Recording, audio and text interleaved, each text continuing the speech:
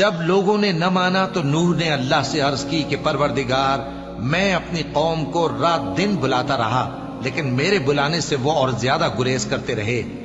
جب میں نے ان کو بلایا کہ توبہ کریں اور تو ان کو معاف فرمائے، تو انہوں نے اپنے کانوں میں انگلیاں دے لی اور اپنے اوپر کپڑے اوڑھ لیے اور اڑ گئے اور خوب تکبر کرنے لگے۔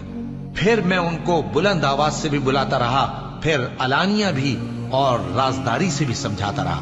پھر میں نے کہا کہ اپنے پروردگار سے معافی مانگو کہ وہ بڑا معاف کرنے والا ہے۔ وہ تم پر آسمان سے موسلا دھار میں برسائے گا اور تمہارے مال اور بیٹوں میں اضافہ کرے گا اور تمہیں باغ عطا کرے گا اور ان میں تمہارے لیے نہریں بہا دے گا۔ تم کو کیا ہوا ہے کہ تم اللہ کی عظمت کا اعتقاد نہیں رکھتے، حالانکہ اس نے تم کو طرح طرح کی حالتوں میں پیدا کیا ہے؟ کیا تم نے نہیں دیکھا کہ اللہ نے 7 آسمان کیسے اوپر تلے بنائے ہیں اور چاند کو ان میں روشن بنایا ہے؟